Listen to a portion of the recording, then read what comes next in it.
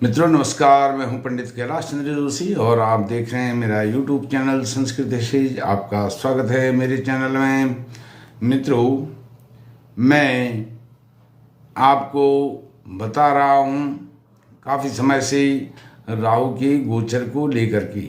राहु का गोचर 30 अक्टूबर 2023 को मेष राशि से मीन राशि में हुआ है और उसी क्रम में जब राहु का गोचर मेष से मीन में हुआ है तो महत्वपूर्ण जो भाग्यशाली राशियां हैं उनकी चर्चा मैं पिछले वीडियोज में करते आया हूं।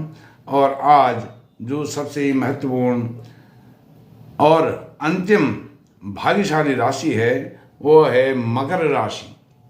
मकर राशि 30 अक्टूबर के बाद मकर राशि राहु का करें धन्यवाद, राहु देंगे आशीर्वाद। यह थंबनेल बना हुआ है। आज मकर राशि के जातकों के विषय में, जातकों के लिए राहु के उल्टे चाल के चलते, वक्र गति के चलते मेष राशि से मीन राशि में पदार्पण पर मकर राशि के जातकों को क्या फल प्राप्त होंगे उस पर चर्चा करूं। उससे पहले आपसे निवेदन है कि आप मेरे चैनल को सब्सक्राइब करके मुझे सहयोग प्रदान कीजिए, मेरी वीडियो को लाइक कीजिए, शेयर कीजिए। मित्रों, 30 अक्टूबर 2023 को राहु मेष राशि से मीन राशि में आए हैं तो पांचवी भाग्यशाली राशि है जो अपने फलित राहु इस मकर राशि को देंगे। मकर राशि के तृतीय भाव में राहु गोचर कर रहे हैं 30 अक्टूबर 2023 के बाद। मकर राशि राहु की यह कारक भाव है। मकर तृतीय भाव कारक भाव है तो कारक भाव में तृतीय भाव में राहु गोचर करेंगे मकर राशि के।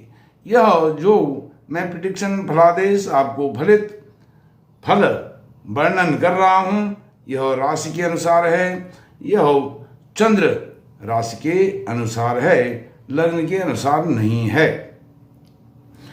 तो तृतीय भाव किसका होता है? पराक्रम का भाव है, पुरुषार्थ का भाव है और आपके साहस का भाव है, करेज का भाव है, पास पड़ोसियों का भाव है और अपने भाई बहनों का भी यह भाव है। इस भाव में पिछले समय में, बीते हुए समय में जब राहु आपके चतुर्थ भाव में गोचर कर रहे थे तो आपको बहुत कष्टों का, परेशानियों का सामना करना पड़ रहा था। आपका पराक्रम बहुत क्षीण हो गया था, साहस आपके पास बिल्कुल नहीं रहा था, आप एक दब्बू किस्म के इंसान बन करके रह गए थे। मकर राशि के जातकों की बात यहाँ पर हो रही है। पुरुषार्थ, मेहनत आप कितनी भी कर रहे थे उसका आउटकम आपको नहीं मिल रहा था, रिजल्ट नहीं मिल रहा था। तो यह अब आपके पराक्रम की पराकाष्ठा होगी, आप पराक्रमी बनेंगे।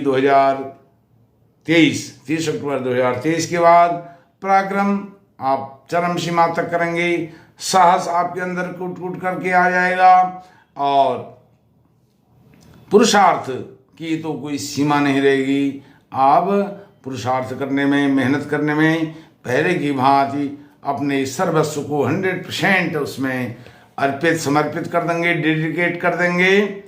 यह आने वाले समय में मकर राशि के स्टार्स को चमकाने वाला यह तृतीय भाव में राहु का गोचर हुआ है।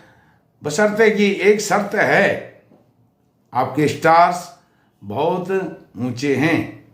एक शर्त है, आपकी जो जन्म कुंडली है, लग्न कुंडली है, जन्मकालिक जो कुंडली है उसकी अष्टम और द्वादश भाव में, 8वें और 12वें घर में राहु नहीं होना चाहिए।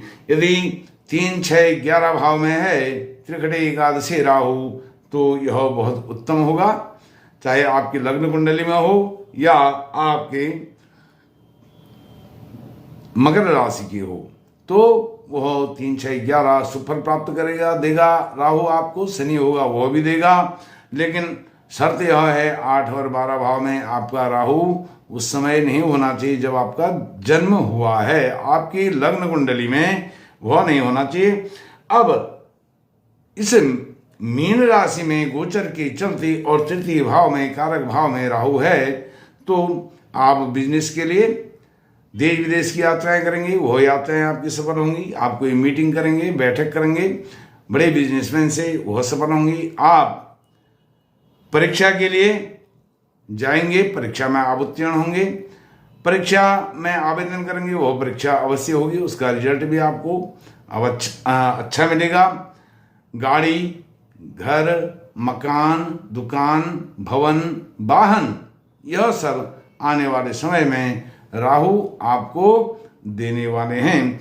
क्योंकि अभी तक जब राहु का गोचर मेष राशि में हो रहा था और राहु आपके चतुर्थ भाव में थे, तो आप गाड़ी नहीं ले पाए, मकान खरीदना चाहते थे, मकान नहीं खरीद पाए, आप जमीन नहीं ले पाए, किसी भी प्रकार की अचल संपत्ति आप खरीद नहीं पाए, उसमें इन्वेस्टमेंट नहीं कर पाए, और आप कोई बिजनेस भी नहीं कर पाए।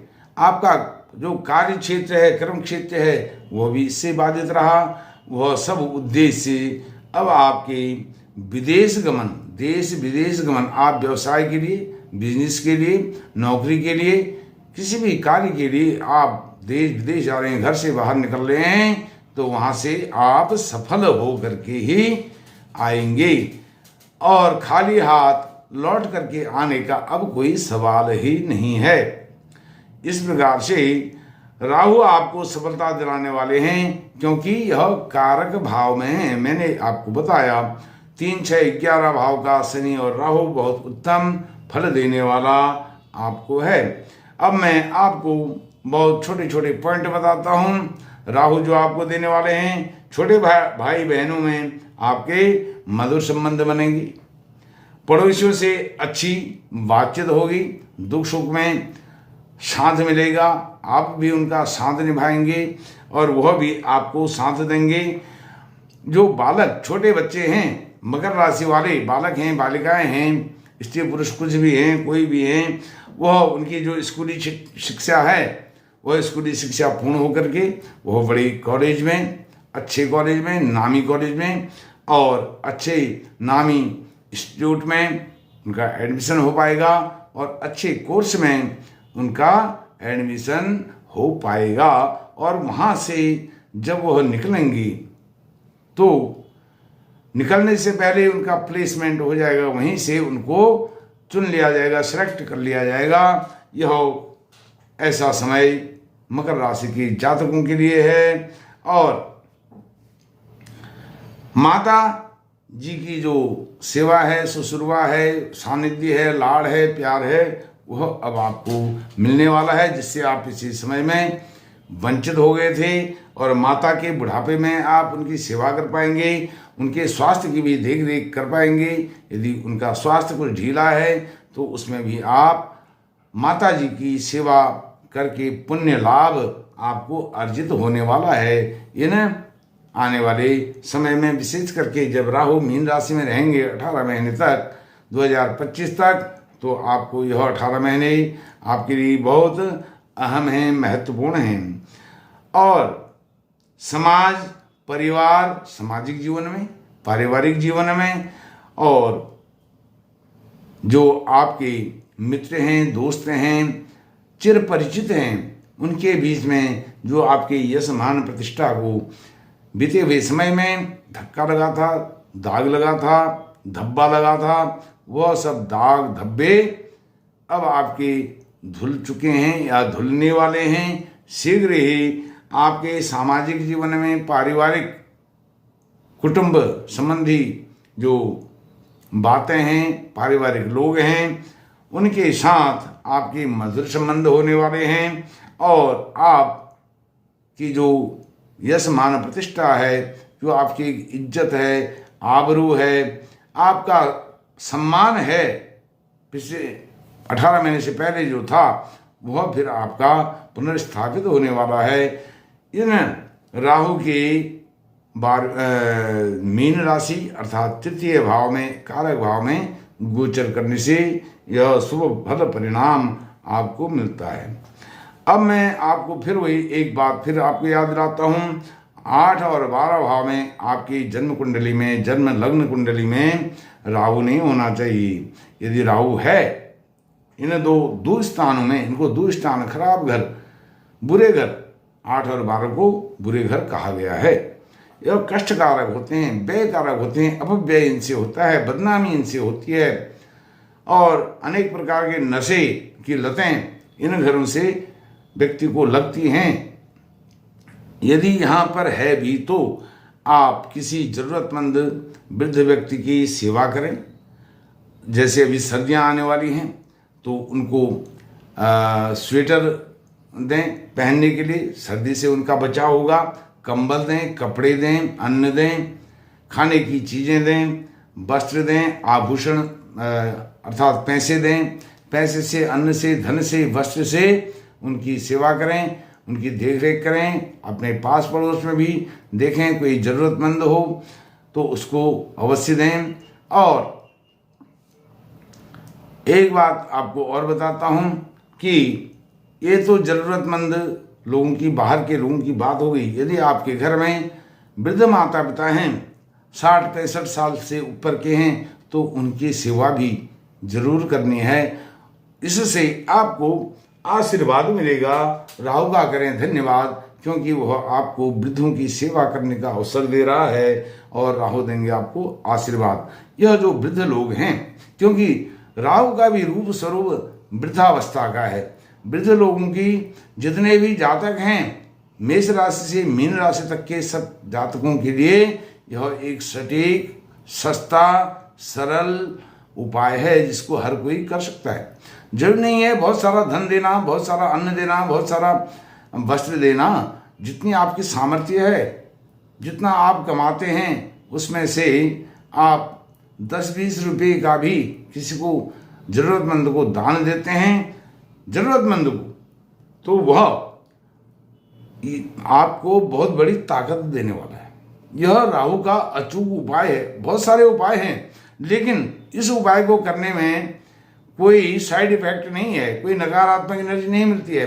कोई पूजा पाठ राहु को लेकर के किया जाता है। कभी कभी राहु हमारे शुभ भाव में होता है, हम पूजा पाठ करते हैं तो वह राहु अशुभ हो जाता है, और अशुभ राहु का करते हैं तो वह और अशुभ हो जाता है। तो इस प्रकार से इसके जो उपाय हैं राहु के पूजा पाठ से संबंधित, वह बड़ी सावधानी से और विशेष करके जानकार ज्योतिषी को राहु के उपाय उनसे पूछने चाहिए, जानकार ज्योतिषी से। मित्रों, यह मैंने आपको बताया। अब थोड़ा मकर राशि के गोचर पर चर्चा करते हैं, ध्यान देते हैं। मकर राशि है, मकर राशि के द्वितीय भाव में शनि है, वह भी मकर राशि और शनि राशि के स्वामी हैं। शनि द्वितीय भाव में, लग्न से द्वितीय भाव में, अर्थात मकर राशि के द्वितीय भाव में धन, कुटुंब, परिवार, पैसा, धन दौलत के भाव में हैं। यह बहुत अच्छा शुभ संयोग है। और मकर राशि के 10वें भाव में सूर्य हैं, मंगल हैं, बुध हैं, मित्र ग्रह हैं तीनों 10वें भाव में। यह बहुत शुभ है। और आपका जो भाग्येश है, भाग्येश भी 10वें भाव में है, यह बहुत शुभ है। और गुरु आपके 4th भाव में हैं। एक महत्वपूर्ण जानकारी और आपको देता हूँ, मकर राशि के 4th भाव में यह मंगल का घर है। मंगल सप्तम में हैं और सप्तम से अपने घर 4th को देख रहे हैं। और तो यह केंद्र में 1, 4, 10 जो 3 केंद्र हैं, महत्वपूर्ण केंद्र हैं, इनमें आपकी ग्रह हैं। हालांकि आपको मकर जहाँ लिखा है वहाँ ग्रह दिखाई नहीं दे रहा है, लेकिन स्वयं चंद्रमा, जब मकर राशि की बात हो रही है तो स्वयं चंद्रमा वहाँ विराजमान होगा मकर राशि में। तो आपके 1, 4, 10 भाव में ग्रह हैं और यह सब शुभ ग्रह हैं। क्रूर ग्रह अष्टमी में मंगल और सूर्य को कहा गया है, लेकिन यह क्रूर इस स्थिति में नहीं माने जाते हैं। हालांकि मंगल और बुध आपके 10वें भाव में अष्ट प्राय हैं, लेकिन मित्रों यह मैं आपको बता रहा हूँ। और यह शनि की 6.5 भी अभी आपको मकर राशि को 29 मार्च 2025 तक रहेगी, अंतिम जाती हुई 6.5। और यह जाती हुई 6.5 भी मकर राशि के जीवन में 4 चांद लगाने वाली है, जो पिछले 6 साल से आपको शनि ने भी बहुत हिला के रखा है, वह जाते जाते आपको आने वाले 1.5 साल में बहुत कुछ देने वाले हैं। शनि महाराज भी, राहु महाराज भी। शनि और राहु एक दूसरे के द्विद्वादश हैं। यह बहुत शुभ गोचर आपकी जन्म कुंडली में, आपकी मकर राशि की जो कुंडली है उसमें चंद्र के अनुसार बन रही है। मित्रों, इस प्रकार से आपके ऐसो आराम में यह शनि की जाती हुई 7.5 में 4 चांद लगने वाले हैं, इसमें कोई दो राय नहीं है। मित्रों, एक बार फिर आपसे निवेदन करता हूँ, मेरे चैनल को सब्सक्राइब करके मुझे सहयोग प्रदान कीजिए, मेरे वीडियो को लाइक कीजिए और शेयर जरूर कीजिए। आपको दीपावली की बहुत ढेर सारी शुभकामनाएं देते हुए मैं अपनी वाणी को विराम देता हूँ। धन्यवाद, नमस्कार।